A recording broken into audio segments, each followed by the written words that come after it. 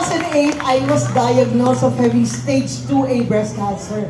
And doctors took off my whole right breast. And I even underwent chemotherapy and lots of therapies up to now. But we just want you to know that breast cancer can be cured if detected earlier.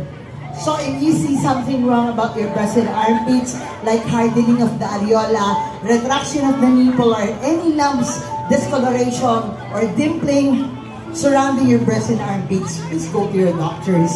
As you can see, we are also naughty, and I am a big sinner.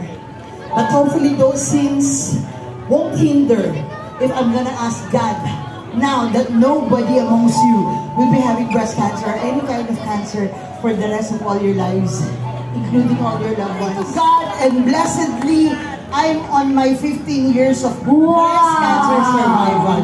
Glory to God. And continuous yan, Lola. Yes. Yung mga tipong panibagong generation, ikaw na lang yung natitira.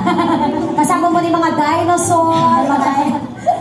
Anyway, maraming salamat po for listening. Yes. Saya mabuhay ka, Lola, hanggat gusto mo.